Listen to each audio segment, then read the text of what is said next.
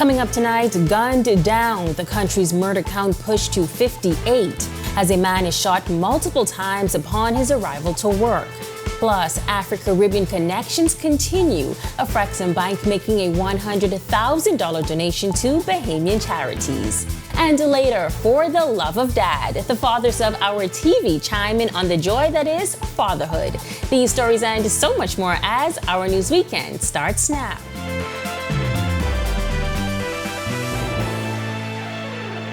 This is Our News Weekend. I'm Megan Shepard. Thank you so much for joining us. A special happy Father's Day to all the fathers and father figures celebrating today. Well, a bloody start to this Father's Day Sunday as a 38-year-old man is gunned down, according to police, as the 38-year-old victim arrived to work at a private aviation center on Coral Harbor Road shortly after 6 a.m. this morning. He was shot multiple times by the occupant of a white Nissan Note.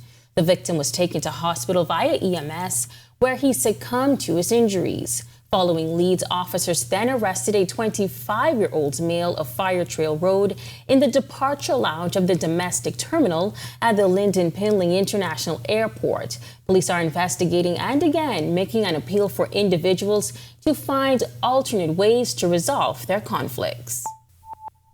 Meantime, a man is dead on Abaco tonight following a traffic accident in Treasure Key sometime around 11 p.m. last night. Police say two vehicles, a white Ford F-250 with a single male occupant and a white Suzuki Carry with two occupants were involved. Initial reports indicate that the F-250 was traveling west on SC Boodle Highway and the Carry was traveling east when the two collided. The passenger of the Carry was able to exit the vehicle. However, the driver was trapped and had to be extricated utilizing the jaws of life. He died on scene. And a verbal altercation between two siblings led to one fatally striking the other shortly after 3 p.m. on Saturday. This latest turn of events between two brothers, a shock to the community. Police press liaison Chrislyn Skippings providing details following the incident. Two brothers were inside a silver note at the intersection of Samala Battle Highway and Carmichael Road when they reportedly got into an argument while inside the vehicle. It is reported that the younger brother, whom is deceased, hit the elder brother with an object to his head and fled from the vehicle. The older brother pursued the younger brother, fatally striking him with his vehicle. Now, police say that the older brother, age 43, turned himself into the Carmichael Road police station, where he alerted officers of the incident. As investigations are still ongoing, police can't say if the killing will be ruled as a homicide. And while it is unclear what the argument was about, police had this to say. It doesn't matter what the conflict is. I mean, in life, we will never see eye to eye. That's something that exists. That's what makes the world so beautiful. We don't see eye to eye. But we must be able to sit down and talk through the situation. You cannot get caught up in the heat of that moment and allow your emotions to take over. Representatives of a Frexham bank gifting $100,000 to two local charitable organizations at the close of their annual meeting held at Bahamas. Wife of the Prime Minister, Anne-Marie Davis, on hand for the donation presented by the wife of a Frexham bank's president. Davis says she is thankful for the bank's assistance, which furthers the mandate of the office of the wife of the Prime Minister. We have to be our brothers and sisters keepers, and this is what I tend to do. We partner with all these charitable organizations. I help look after them as much as I can and support them in the activities that they do. Salvation Army Chairman Felix Stubbs says the $50,000 donation will go a long way, funding existing initiatives and a new program for battered women and their children. Bahamas Children's Emergency Hostel Business and Operations Manager Charlene Gibson also grateful for the contribution, which will help cover the ever-mounting costs of caring for the children. On behalf of the Salvation Army and all of the persons I mentioned, let me say how grateful we are for this donation, because those persons who need it the most will be grateful too. I am beyond words now because the hostel is experiencing a drought when it comes to financial support, and any assistance that we can actually receive at this time would greatly appreciate and will greatly help us. So on behalf of our board of directors of the Bahamas Children's Emergency Hostel, some of the children present here, all of our staff, and all of the other children, we want to say thank you and we appreciate this opportunity. The Tourism Development Corporation launching the first cohort Generation Impact yesterday. Deputy Prime Minister and Minister for Tourism, Investments and Aviation Chester Cooper says this initiative is dedicated to giving young people a head start on their entrepreneurial journey. He says the goal is to change the mindset of Bahamians from employee to owner. If we are able to make that type of impact, we would change generations to come. So I think that's the point of this program: empowerment, youth development, entrepreneurship, and of course, owning our Bahamas. While referencing his humble beginnings, he shared this bit of advice with the cohort. You got to start where you are. Secondly, you got to use what you have. And thirdly, you got to use what you have and then put some, what we call entrepreneurship behind it, using your mind and your imagination, and you will create a business that will help you to be wealthy. That's all it takes. Imagination, using what you have, and then you're gonna need a little bit of money, but that's where Ian Ferguson and the Tourism Development Corporation come in. Over the next 14 weeks, the cohort will be tasked with developing business ideas focused on the tourism sector. Cooper challenged the budding entrepreneurs to think big, be creative, and take advantage of the growing tourism numbers. Because I want to see that new entrepreneur not just become a child entrepreneur, but become a small business owner, eventually become a mid-sized business owner, ultimately a big business, and then I want to see you take that business around the Caribbean and then to the world. Executive Director of the Tourism Development Corporation, Ian Ferguson, says Generation Impact will target high schoolers, equipping them with guidance and support to thrive. Eventually, most of the young people that graduate from our high schools are going to end up in the tourism space. And so we just think that it makes sense to provide them early on with the skills. The at-risk in particular, the young men and women who will operate our jet skis, the young men and women who will lease our mopeds. We want to be able to ensure that they have the soft skills, the hard skills, and the mindset towards entrepreneurship that will obviously bolster and grow the tourism sector. When our news weekend comes back from the break, leadership at Great Commission Ministries moving in a new direction. We'll hear from leaders of the past and present. Plus, he may be small, but he has big dreams already. We have the story behind that viral video of a 10-year-old pilot. That's coming up when our news weekend returns. Are you or a loved one under medical care? Do you need affordable medical supplies? Ports International is the largest home healthcare supplier. Medical supplies at the very best price, and you can even shop online.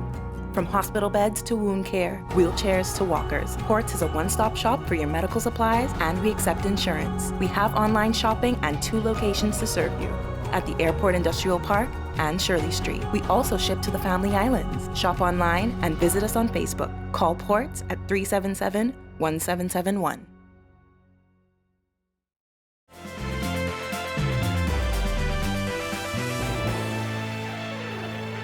Great Commission Ministries now moving in a new direction. This as Elder Minnalee Hanchel is retiring as Executive Director of Great Commission Ministries after some 37 years. Elder Hanchel, a trained teacher, has been active in her community work and service throughout New Providence. Alongside her husband, Bishop Walter Hanchel, they have traveled to a number of regions to minister.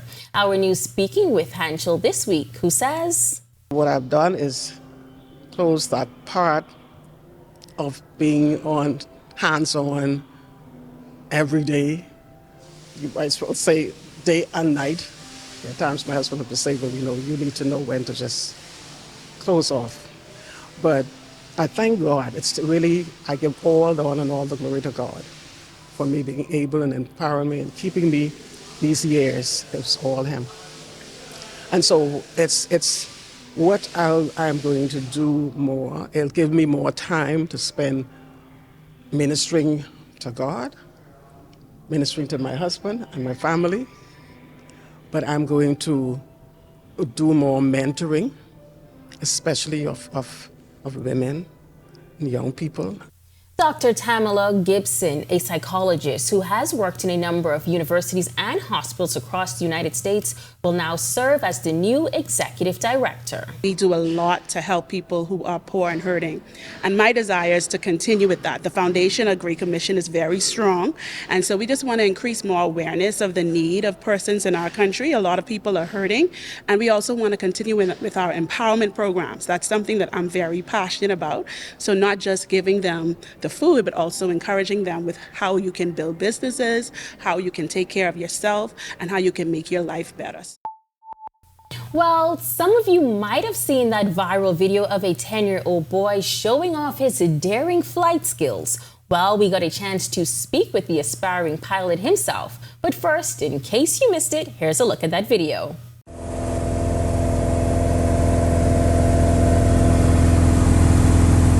Meet Raiden Marshall, a student of St. Francis and Joseph Catholic Primary School. He's a pint-sized powerhouse with big dreams and aspirations.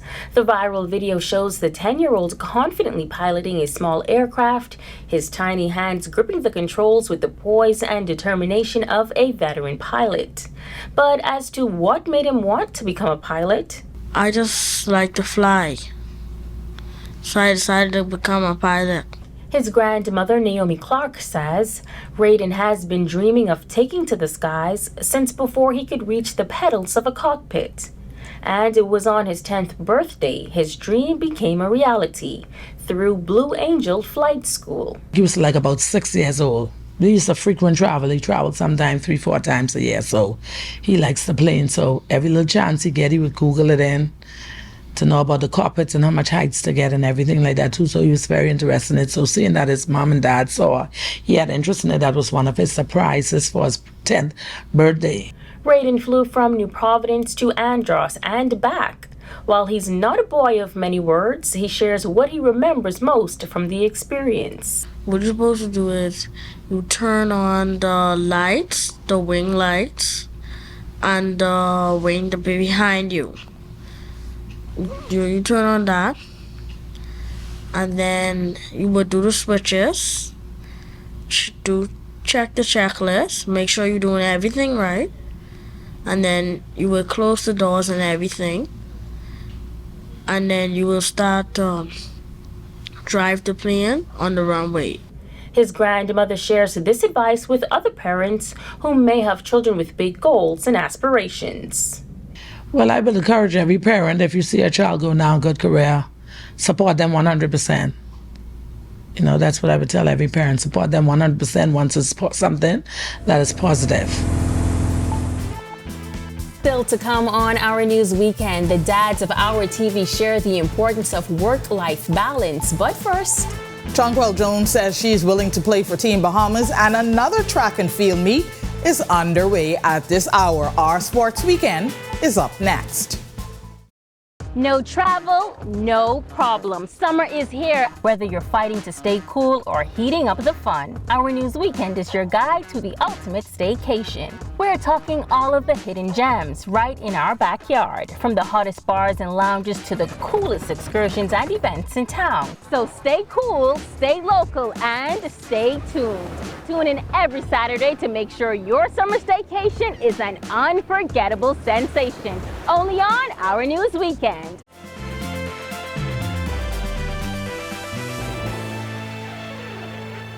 This is Our News Weekend. Welcome back. Jonquel Jones says she's ready to play for Team Bahamas, and the NACAC New Life Invitational Track Meet is underway. Sasha Lightborn is here with Our Sports Weekend.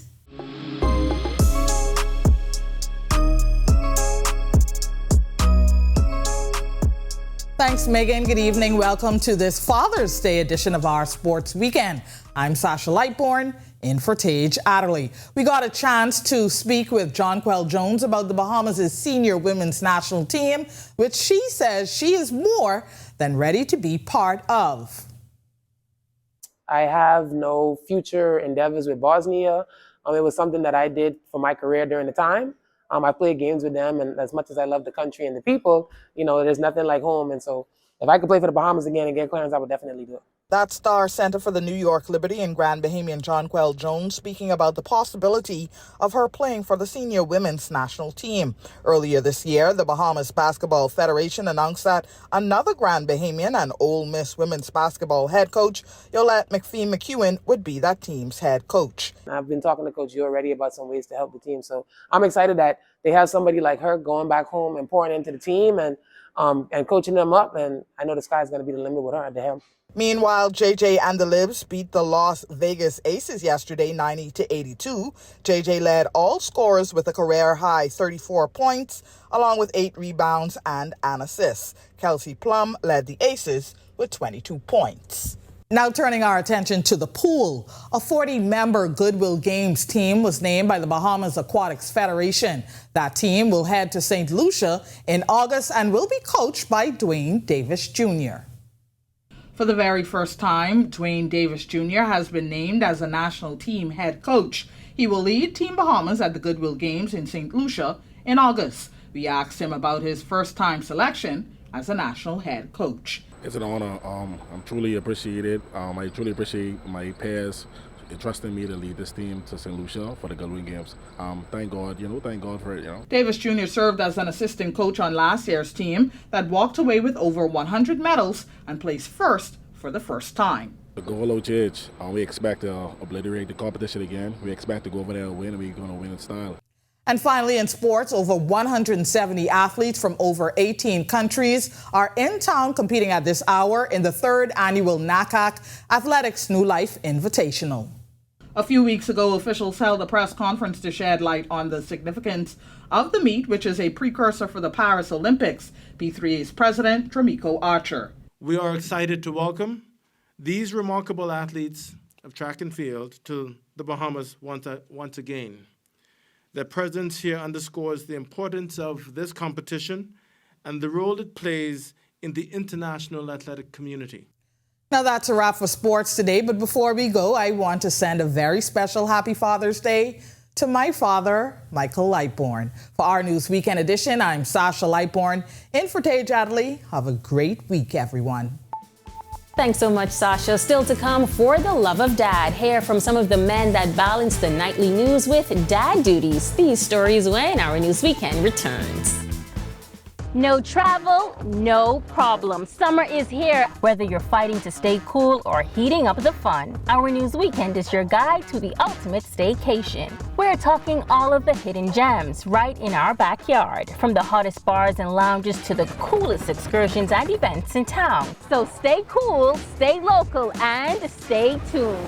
Tune in every Saturday to make sure your summer staycation is an unforgettable sensation. Only on Our News Weekend.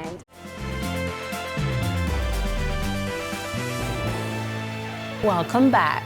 Beautiful weather for this Father's Day Sunday. As to what you can expect weather-wise for the week ahead, well, Ian McKenzie joins us now from the Weather Center. Ian. Thanks, Megan, and good evening, Bahamas. Welcome to your Sunday evening crab and rice forecast. Currently outside our studio, we're on the fair skies with a temperature of 85. Winds are from the east-northeast at 10 miles per hour. Feels like temperature at 76. Temperatures across the country at this time: in Freeport, we have 85, also in Alistown, Nicholstown, the capital, and in Great Harbor Key, 84 in Marsh Harbor, 83 in Governor's Harbor, Luther. The Central Bahamas, we have 85 in Camps Bay, 83 in Georgetown, Deadman's Key, and in Arthurstown, Kid Island, 82 in Coburn Town, San Salvador. For the Southeast Bahamas, we have 83 in Duncantown, Ragged Island, 83 also in Electrical Bay, Colonel Hill, and in Abrahams Bay, 84 in Matthew Town, and 85 in Providenciales, Turks and Caicos.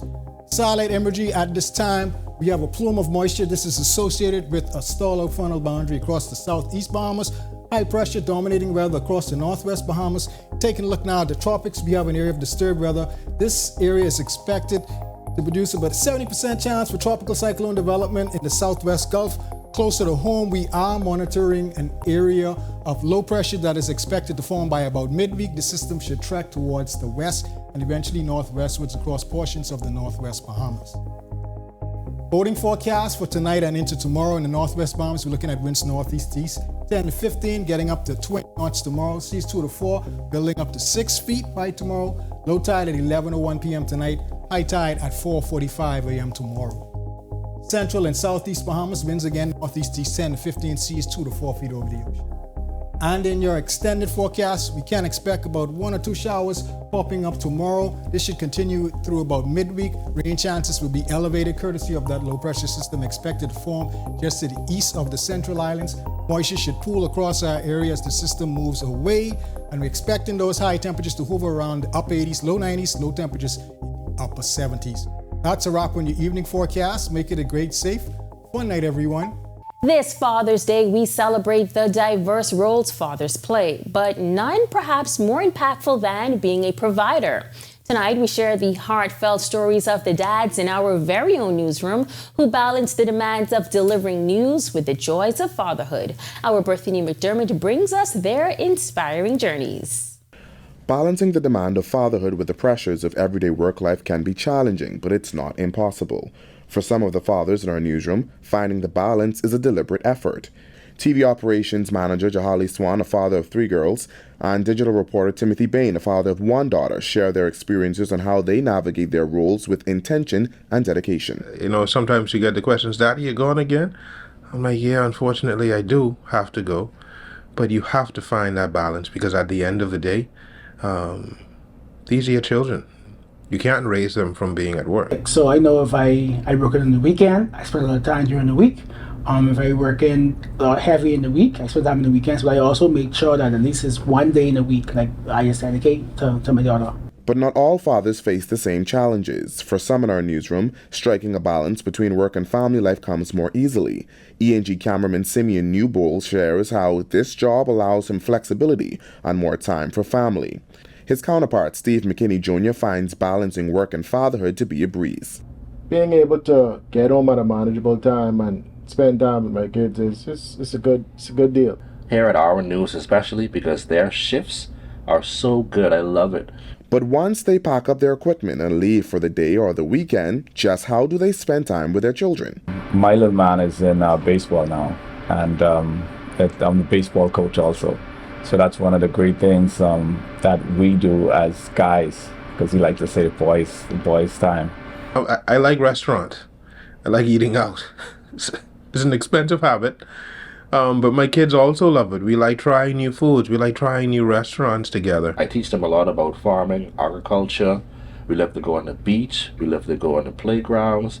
We love to have many adventures. I'd encourage them to use their imagination. And despite the challenges of fatherhood, they say the impact of a father's role in their children's lives is irreplaceable.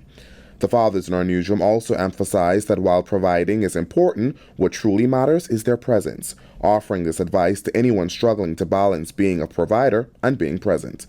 For fathers who trying to strike that balance, I would say the most important thing is be there. The balance would always happen.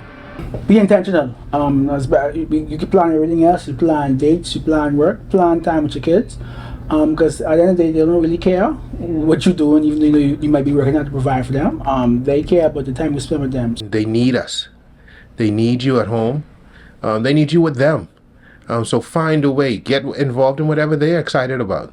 And be a part of that process. Be a part of that grooming and that growing up process for them. I promise you, they will never forget it. Reporting for Our News, I'm Berthany McDermott.